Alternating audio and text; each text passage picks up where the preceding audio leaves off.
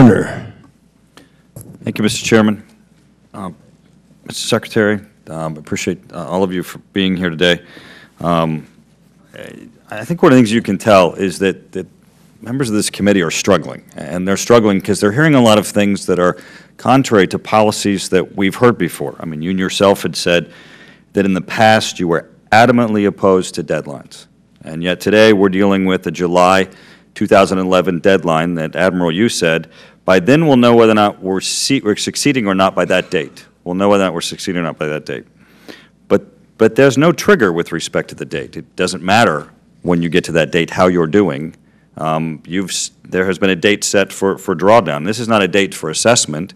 This is not a date to determine whether or not the strategy that you're currently implementing is something that needs to be changed. This is the beginning of a drawdown. Now, Secretary Gates, you tell us, well, but it's how the drawdown's done that will be the evaluation. But nonetheless, it's a date where we are saying, July 2011, whether or not we're succeeding, as you've said, Admiral, that we're going to begin to draw down. And I'm really troubled, Mr. Secretary, by your statement of, over the past 8 years we haven't exerted enough leverage, and you acknowledge that 3 of those 8 are your own.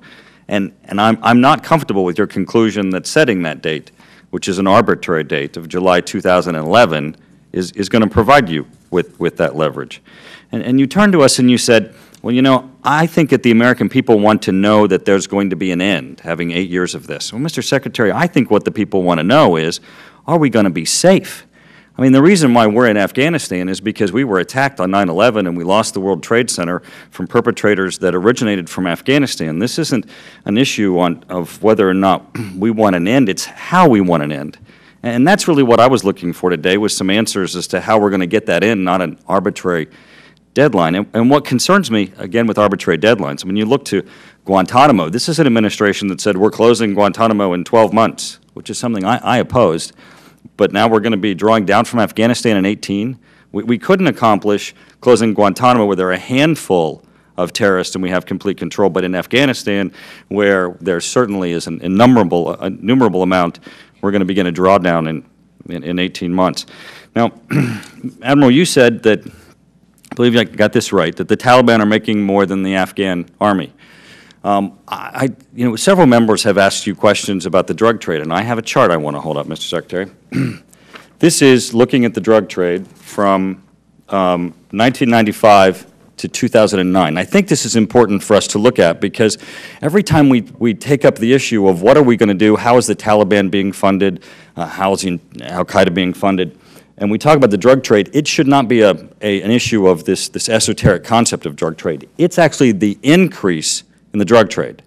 Now, this chart goes from 1995 to 2009. I'm going to fold it back so that we look at the highest numbers going away since 1995. And what do we find? We find the last 4 years being an astronomical amount that's off the charts with respect to what has occurred in Afghanistan before. 3 of those 4, Mr. Secretary, as you just said, are the time periods where you have served as Secretary of Defense. Now, we all know that the Afghan National Army is competing against the Taliban, from which this funding is coming from. Now, I'm like other members of this committee. I am a member of the NATO Parliamentary Assembly, and in their last meeting, they had a resolution that was brought up with respect to addressing the drug trade, and actually the Russians came forward with a resolution calling on NATO and the NATO PA as a policy perspective to address the issue of the drug-related illegal activities. There were members of Parliament from NATO who said that it wasn't NATO's responsibility to address the drug trade. Now, again, we know that there has been, in the last 4 years, an astronomical increase, and we know that it's funding what we're fighting. I would hope that your strategy includes addressing this issue, and perhaps you could give us some information today that would give us confidence that this, which is funding what we're fighting, might be something that you can address.